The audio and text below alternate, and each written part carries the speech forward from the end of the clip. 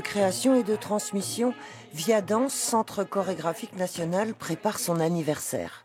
L'occasion de revisiter les 3 décennies écoulées et surtout, comme depuis son ouverture, de promouvoir la danse contemporaine partout et pour tous.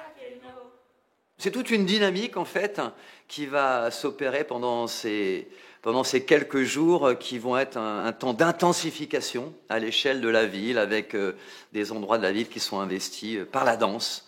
À la rencontre des habitants. Ça, c'est très important pour nous de dire haut et fort que la danse, elle est faite pour tout le monde et que souvent, les gens n'ont pas l'idée qu'ils vont aimer. Une invitation à entrer dans la danse qui s'est perpétrée au fil des années depuis l'ouverture du lieu. Ce qui me préoccupe dans l'enseignement, puisque j'enseigne beaucoup, dans la transmission des valeurs dans lesquelles je crois, essayer de les transmettre à un plus grand nombre.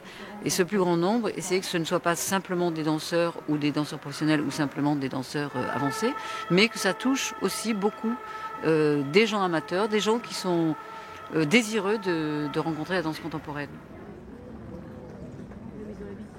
C'est pas rien si elle a terminé son mandat à la tête du CCN par un événement qui s'appelait La Pierre et les Songes, dans tous les lieux de Franche-Comté, avec 300 amateurs. Il y avait cette jubilation-là, d'avoir un nombre de danseurs incroyable, avec des provenances et des histoires de corps et de danse très différentes. On a vraiment un public pour ça, qui veulent partager, qui veulent danser, qui veulent connaître les chorégraphes qui traversent le centre chorégraphique. Donc je dirais qu'on n'a pas vraiment changé de cap, on est toujours resté pareil, mais avec des visions ou des esthétiques un petit peu différentes, suivant les chorégraphes qui en sont à la tête. Des projets participatifs d'envergure, La Pierre et les Songes pour Odile Duboc, Les Veilleurs pour Joanne Letton, qui lui a succédé à la tête du CCN. Il y a une personne qui se tient sur un point haut dans la ville, donc le citadelle de Belfort, au lever du soleil, et un autre qui prend la place au coucher du soleil. Et on a continué ainsi de suite pendant toute une année pour relayer 730 personnes. Et les Veilleurs de Belfort, c'était le début d'une grande aventure qui n'a jamais arrêté. Et en fait, ça nous a donné la possibilité de continuer en France, aux Pays-Bas, en Autriche, en Angleterre.